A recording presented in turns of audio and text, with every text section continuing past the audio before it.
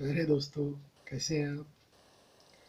इसके पहले की तासिका में हमने हमारे पाठ्यक्रम के पहले मध्ययुगीन कवि संत नामदेव से संबंधित चर्चा की थी। हमारे पाठ्यक्रम के दूसरे कवि हैं अत्यंत क्रांतिकारी विद्रोही संत कवि, जिन्होंने अपनी वाणी से सदियों से लोगों को प्रेरित किया। आज भी उनके दोहे भारत के कोने कोने में मुँह ज़ुबानी लोगों की याद किए जाते हैं। कोई भाषण हो, कोई भाषण प्रतियोगिता हो, कोई विचार हो, कोई वक्ता हो, तो निश्चित रूप से जिस महान कवि के दोहों का उच्चारण किया जाता है, उद्धरण लिया जाता है, ऐसे महान कबीर के जीवन परिचय को हम आज देखेंगे। और साथ ही साथ हमारे पाठ्यक्रम में जो उनके 10 दोहे रखे गए हैं उसका हम विवेचन करेंगे। तो दोस्तों, स्वानुभव के धनी, आत्मविश्वास के प्रतीक, अनुपम साधक, विद्रोही एवं समाज चेता कवि कबीर भक्तिकालीन संत काव्यधारा के आधार स्तंभ माने जाते हैं। वे ऐसे युग से उत्पन्न हुए थे जो राजनीतिक, सामाजिक, धार्मिक दृष्टियों से न केवल अव्यवस्थित था, बल्कि अनेकानेक विकृतियों, अंतर्विरोधों, अंधविश्वासों, आडंबरों आदि से ग्रस्त भी था। ऐसे समय में भारतीय जनता की अंतर्निहित शक्ति और अंतर्दृष्टि से संपन्न कबीर का आविर्भाव अंधकार के जन्मजात शत्रु सूर्य की तरह हुआ। अपने स्वानुभाव, सहज प्रतिभा एवं जनचेतना के सहयोग से उन्होंने ऐसी पंक्तियां कह डाली जिनमें से अधिकांश आज भी उतनी ही प्रासंगिक एवं महत्वपूर्ण है जितनी की मध्यकाल में रही होगी। उन्होंने उपासना का ऐसा मार्ग चलाया जो हिंदू और मुसलमान दोनों के आडंबर एवं अंधविश्वासपूर्ण तर्कहीन मान्यताओं का खंडन करता था और उन्हें प्रेम साधना के सीधे सच्चे मार्ग पर चलने के लिए प्रेरित करता था। अपने भावों, विचारों, सिद्धांतों के प्रचार के लिए कबीर ने जनता की ही सरल, सुबोध, व्यंजक भाषा को अपना माध्यम बनाया और उनका काव्य आज भी विचारोत्तेजक एवं प्रेरणादायक है। हमारे पाठ्यक्रम में जो दोहे हैं उनका अध्ययन करने से पहले हम कबीर के जीवन का अत्यंत संक्षेप में हम पहले परिचय लेंगे। ये हमारे लिए अत्यंत उपयुक्त होगा। तो कबीर का जीवन परिचय। कबीरदास के जन्म और मृत्यु की तिथियां तथा जीवन की घटनाओं के संबंध में निश्चित विश्वसनीय जानकारी उपलब्ध नहीं है। कबीर पंथियों तथा जनसाधारण ने कबीर के जीवन के साथ कुछ ऐसी रहस्यपूर्ण, चमत्कारमयी तथा अलौकिक घटनाएं जोड़ दी है जिसके कारण सत्यता का पता लगाना कठिन है।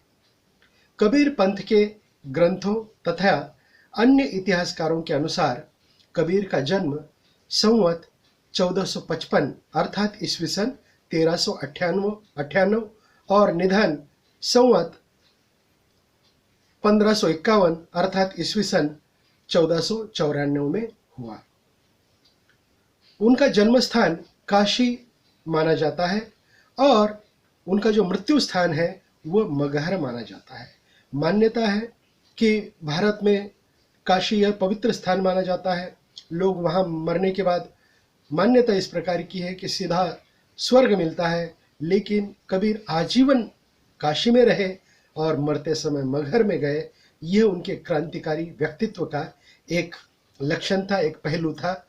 ये भी अत्यंत महत्वपूर्ण बात उनके व्यक्तित्व के संबंध में हम जान सकते हैं।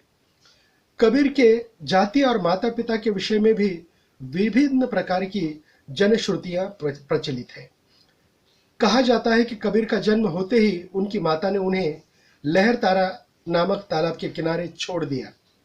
वे नीरू और नीमा नामक जुलाहा दंपति को मिले और उन्होंने उनका पालन पोषण किया, परंतु हजारी प्रसाद द्विवेदी मानते हैं कि कबीर के माता पिता जुलाह जाति के थे और यह जाति नाथपंथी योगियों की शिष्य थी। ये जो संस्कार उन पर दिखाई देते हैं, इस प्रकार का संशोधन, इस प्रकार की मान्यता हजारी प्रसाद द्विवेदी ने हमारे सामने रखी है। कबीर की जो विचारधारा है, ये विचारधारा हमें मानवतावादी विचारधारा दिखाई देती है। कबीर मानवतावादी विचारक थे। उनके समग्र चिंतन और चिंता का विषय मानव था, सामान्य मनुष्य था। उनकी यह सामान्य मान्यता थी कि वेद, शास्त्र, कुरान आदि परंपरागत धार्मिक ग्रंथ व्यर्थ और त्याज्य है। अतः सार संग्रही दृष्टि से विभिन्न मतों और संप्रदायों की मूल बातों को कबीर ने लेकर अपनी मौलिक प्रतिभा से अपनी मानवतावादी विचारधारा का सबल, सक्षम उसको रूप बनाया। उपनिषदों के अद्वैतवाद, सूफी संतों की प्रेममयी रहस्य भावना, वैष्णवों के अहिंसावाद और प्रपत्तिवाद, साथ ही साथ इस्लाम के एकेश्वरवाद, सिद्ध और नाथ साधकों की विचारधारा तथा बुद्ध का जो विचार है सम्यक संबुद्ध का, वह विचार भी कबीर ने आत्मसात किया था। कबीर के विचारों पर बुद्ध विचारधारा का गहरा प्रभाव हमें दिखाई देता है। और इस प्रकार तत्कालीन सभी धर्म मतों के समन्वयवादी विचार तत्व कबीर की रचनाओं में हमें मिलते हैं अथवा पाए जाते हैं। तो कौन सी है कबीर की रचनाएं? तो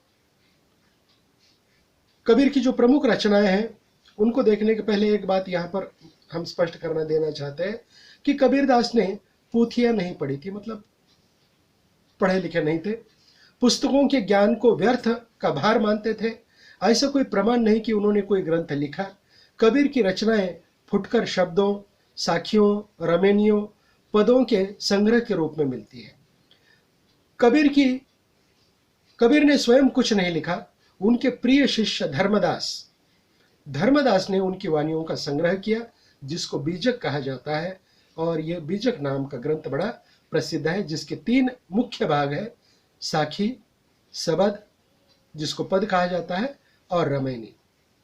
आधुनिक कालखंड में कबीर की समग्र वाणी को आचार्य श्याम सुंदर दास ने संपादित किया है और उसको नाम दिया है कबीर ग्रंथावली। ये बहुत ही लोकप्रिय और विश्वसनीय ग्रंथ माना जाता है और यह कबीर साहित्य का एक प्रमाणित और महत्वपूर्ण संकलन माना जाता है। कबीर ने धार्मिक कर्मकांड तथा विधि विधानों की जटिलता से रहित उपासना के उस सरल मार्ग का प्रवर्तन किया जिस पर चलने के लिए किसी विशेष जाति या वर्ग का सदस्य होना आवश्यक नहीं। हृदय में भक्ति भावना और आचरण की शुद्धता ये महत्वपूर्ण माना जाता है और इसको हृदय शुद्ध रखने वाला प्रत्येक व्यक्ति इस साधना को अपना सकता है। कबीर से पहले भी युगदर्शी महात्मा हुए, परंतु उनमें से पूरी तीव्रता के साथ जाति पाति तथा बाह्याचारों का खंडन कर समाज के मार्ग प्रदर्शन का साहस किसी भी नहीं किया था। कबीर ने इसी प्रभावशाली व्यक्तित्व को दृष्टि में रखकर आचार्य हजारी प्रसाद द्विवेदी ने लिखा है, हिंदी साहित्य के हजारों वर्षों के इतिहास में कबीर जैसा व्यक्तित्व लेकर कोई लेखक उत्पन्न नहीं हुआ। कबीर साहित्य में सर्व धर्म समन्वय के तत्व मिल जाते हैं और कबीर उन व्यक्तियों में से एक थे जो कठिन परिस्थितियों में न तो टूटते हैं और न ही उनके सामने झुकते हैं। यह अत्यंत महत्वपूर्ण बात हमें दिखाई देती है। अक्खड़ और फक्कड़ व्यक्तित्व जो कबीर का माना जाता है वह यहाँ पर हजारी प्रसाद द्विवेदी ने हमारे सामने रखा है। हमारे पाठ्यक्रम में जो दोहे हैं उन दोहों की हम बात करते हैं। तो कबीर ने अनेक विषयों पर अपने दोहे लिखे, लेकिन उनका जो पहला विषय है यहाँ पर हमारे पाठ्यक्रम में, और वह 2 दोहे हैं गुरु की महत्ता, गुरु का महत्व प्रतिपादित करने वाले कि मानवीय जीवन में अथवा कहीं पर भी गुरु का होना बहुत महत्वपूर्ण होता है और गुरु के कारण ही हमें जीवन में आगे चलने की प्रेरणा मिलती है, मार्गदर्शन मिलता है। तो कहते हैं, सदगुरु की महिमा अनंत, अनंत किया उपकार, लोचन अनंत उघाड़िया, अनंत दिखावन हार। दूसरा दोहा है, गुरु गोविंद दो खड़े, काके लागू पाए, बलिहारी गुरु आपने, जिन गोविंद दियो बताए। ये गुरु का महत्व प्रतिपादित करने वाले दो दोहे हमारे पाठ्यक्रम में रखे गए हैं, जिसका अर्थ है कि यहाँ पर हम देखेंगे कि भारतीय समाज में जिन संतों का अत्यंत आदर पूर्वक नामोल्लेख किया जाता है, उनमें कबीर का नाम सर्वश्रेष्ठ है। कबीर के पद अत्यंत लोकप्रिय है। हमारे पाठ्यक्रम में कबीर के 10 दोहे निर्धारित किए गए हैं। पहले 2 दोहे गुरु की महत्ता अर्थात गुरु के महत्व के संबंध में है। पाठ्यक्रम के पहले दोहे में कबीर गुरु की महिमा का वर्णन करते हुए कहते हैं, सदगुरु की महिमा अर्थात महानता अनंत है। गुरु ने अनंत उपकार किया, जिस उपकार की कोई सीमा नहीं है। गुरु ने मार्गदर्शन किया तथा ज्ञान की जो भक्ति की जो आंखें बंद थी, वह आंखें खोल दी और ज्ञान रूपी चक्षु प्रदान किए। गुरु के कारण ही इस संसार को देखने का एक नया दृष्टिकोण निर्माण हो गया, पैदा हो गया, उत्पन्न हो गया, प्राप्त हो गया। इस प्रकार की बात कबीर कहते हैं। दूसरा पद अत्यंत महत्वपूर्ण है। जब भी गुरु की बात आती है, गुरु के ऋणों की बात आती है, आदर पूर्वक कहने के लिए अक्सर ये दोहा उद्धृत किया जाता है, और वह दोहा है, गुरु गोविंदो खड़े काको लगे पाए, बलिहारी गुरु आपने जिन दो गोविंदियो दिखाए। अर्थात कि गुरु की महत्ता का वर्णन करते हुए, गुणगौरव करते हुए कबीर कहते हैं कि यदि मेरे सामने गुरु और गोविंद अर्थात भगवान दोनों खड़े हो जाए और मेरे सामने यदि प्रश्न निर्माण हो जाए कि पहले किसके चरण स्पर्श करूं, पहले किसको आदर दूं, तो निस्संदेह मैं पहले गुरु के चरणों का स्पर्श करूंगा। बलिहारी गुरु के मार्गदर्शन के कारण ही गोविंद अर्थात भगवान का दर्शन संभव हो पाया है, और इसलिए मैं गोविंद से पहले गुरु को ही सादर वंदन, सादर प्रणाम करूंगा। प्रस्तुत पद में कबीर ने अपने गुरु विषयक विचार प्रस्तुत किए हैं। दूसरे जो दोहे हैं, तीसरा और चौथा, उसमें है नामस्मरण की महत्ता। नामस्मरण तो नाम का स्मरण करना चाहिए, निरंतर मुख में, मन में वह नामस्मरण होना चाहिए।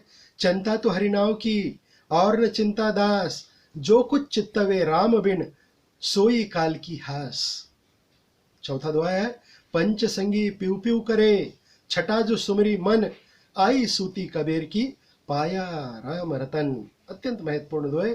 कबीर कहते हैं कि भक्ति साधना में नामस्मरण का महत्व प्रतिपादित करते हुए कहते हैं, संतों ने अपने उपदेशों में नामस्मरण का महत्व बताया है। कबीर कहते हैं कि मनुष्य को अन्य किसी बात की चिंता नहीं करनी चाहिए, केवल हरि के नाम की चिंता करनी चाहिए। हरि के चिंतन बिना चित्त को खाली नहीं रखना चाहिए। हरि नाम के बिना कुछ भी नहीं है। यह अत्यंत महत्वपूर्ण बात यहाँ पर कि प्रकट करते हैं।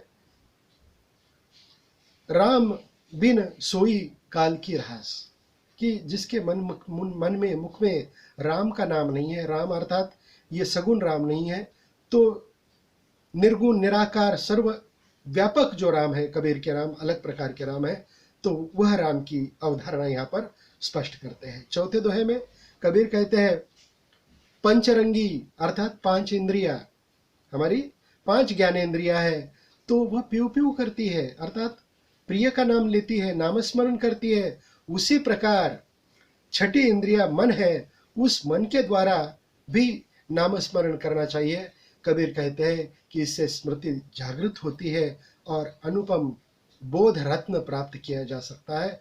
तो इस प्रकार नामस्मरण का महत्व कबीर ने हमारे सामने प्रतिपादित किया है। जो 5वां और छठा दोहा है वो भी बहुत महत्वपूर्ण है, और उसमें विरह भावना प्रकट हुई है। विरह मतलब वियोग की भावना, प्रिय व्यक्ति के दूर जाने से जो दुख उत्पन्न होता है उसको कहते हैं विरह। तो विरहिनी उभी पंथ सिरी, पंथी बूझे दाई, एक सबियत कही पीव का, कबहू मिलेंगे आई, कबर मिले ही आई। बहुत दिनों की जोवती वाट तुम्हारी राम, जीव तरसे तुझ मिलन को, मन नाही विश्राम। तो उस प्रकार की विरहणी की दशा जिस प्रकार की हो गई है, तो उस प्रकार की अवस्था साधक की हो गई है। पाठ्यक्रम में कबीर का 5वां और छठा दोहा भक्त और उसके आराध्य के विरह की भावना को प्रस्तुत करता है। कबीर कहते हैं, विरहिणी अर्थात अपने प्रिय के विरह में जलने वाली नायिका, और यहाँ पर उसका अर्थ है हरि के विरह में तड़पता साधक, रास्ते के सिरे पर खड़े होकर आने जाने वाले को ये पूछ रहा है कि हरि कब आएंगे, उसके बारे में वो पूछ रहा है। वो पूछ रही है कि एक शब्द उस प्रिय के बारे में बताओ और वह कब आएंगे इसके बारे में मुझे जानकारी दे दो। इस प्रकार का आग्रह, इस प्रकार की पूछताछ वो आने जाने वाले प्रत्येक आगंतुक को कर रही है। विरह भावना प्रकट हुई है। अगले दोहे में कबीर कहते हैं कि बहुत दिनों से यह जीव उस परम तत्व की प्रतीक्षा कर रहा है। जीव तरस गया है हरि को मिलने के लिए, मन में कहीं विश्राम और आराम भी नहीं है। तो ये जो विरह की भावना, ये विरह की भावना यहाँ पर प्रकट हो जाती है। 7वां और 8वां दोहा है जात पात का विरोध। हम जानते हैं भारतीय समाज में अनेक प्रकार की कुरीतियां हैं, कुप्रथाएं हैं, और उसमें से सबसे बड़ी कुप्रथा यदि है तो जात पात का विरोध, जात पात की प्रथा, परंपरा, वर्ण व्यवस्था। कबीर ने इस पर जितना आघात किया है शायद किसी संत ने उस प्रकार का आघात नहीं किया है। कबीर कहते हैं कि ऊंचे कुल क्या जन्मिया जे करनी न ऊंची होए, सुबरन कलश सुरे भया साधु निंदक तोय। जात न पूछो साधु की पूछ लीजिए ज्ञान, मोल करो तलवार का परियो रहने दो म्यान। ये 8वां दोहा था। तो कबीर कहते हैं पाठ्यक्रम में कबीर का जो 7वां और 8वां दोहा यह है वो कबीर के मानवतावादी, समतावादी विचारों को प्रकट करता है। कबीर वास्तव में विद्रोही संत थे। वह कहते हैं कि यदि कोई उच्च कुल में जन्म लेता है और यदि उसकी करनी अर्थात कर्म उस उच्च कुल के अनुरूप नहीं है तो वह तो वैसी ही बात हो गई कि जैसे स्वर्ण के कलश में सुरा अर्थात शराब भर दी गई हो। साधु सज्जन हमेशा ऐसे स्वर्ण कलश की निंदा ही करेंगे, चाहे वह सोने का क्यों न हो, लेकिन वह शराब का कलश सज्जनों के लिए क्या है, त्याज्य है। अर्थात उच्च कुल में जन्म लेने से भी कोई ऊंचा नहीं होता, बल्कि उसके कर्म ऊंचे होने चाहिए। यह अत्यंत महत्वपूर्ण संकेत बात यहाँ पर कबीर कहते हैं। अगले दोहे में, 8वें दोहे में कबीर कहते हैं कि साधुओं की जाति नहीं पूछनी चाहिए, अर्थात ज्ञानी व्यक्ति की जाति से कुछ लेना देना नहीं होना चाहिए, केवल उसके ज्ञान की कदर करनी चाहिए। जिस प्रकार तलवार महत्वपूर्ण नहीं होती है, उसका मयान जो आवरण होता है उसका वो महत्वपूर्ण नहीं होता। तो हमने केवल तलवार की मजबूती, उसकी धार, वार करने की क्षमता, सहारक शक्ति को हमने देखना चाहिए। म्यान को देखने की कोई आवश्यकता नहीं, म्यान तो उसका आवरण मात्र है। इस प्रकार कबीर जात पात का विरोध करते हैं और भारतीय समाज में फैले जातिवादी मानसिकता पर प्रहार करते हैं। अंतिम जो 2 दोहे हैं 9वां और 10वां, ये बाह्याडंबर का विरोध करते हैं। कबीर के समय धर्म में अनेक प्रकार के बाह्याडंबर प्रचलित थे। माला तो कर में फिरे, जिब फिरे मुख माही, मनुआ तो चहु दिसी फिरे, यह तो सुमिरन नहीं। 9वां दोहा। और 10वें दोहे में कबीर कहते हैं कबीर माला काट की कहीं समझावे तोय, मन न फिरावे आपना कहाँ फिरावे मोय। तो इस प्रकार कबीर कहते हैं कि वह बाह्याडंबर का विरोध करते हैं, अर्थात धार्मिक कर्मकांडों का विरोध करते हैं।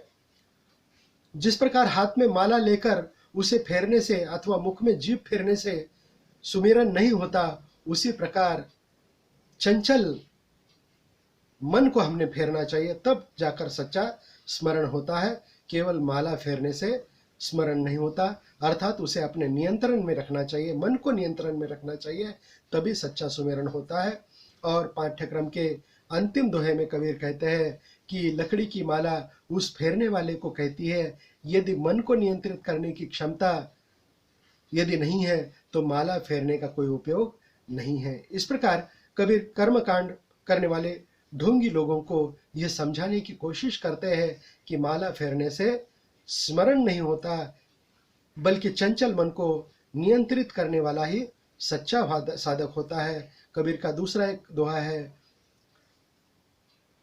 माला फेरने से कुछ नहीं होता है, तो कर का मन का डारी के मन का फेर। तो मन का हमने फेरना चाहिए, हमारे मन के अंदर जो मणि है उसको हमने फेरना चाहिए, तब जाकर स्मरण, सच्चा स्मरण होता है। यह अत्यंत महत्वपूर्ण बात कबीर ने इन 2 दोहों के माध्यम से हमारे सामने रखी है।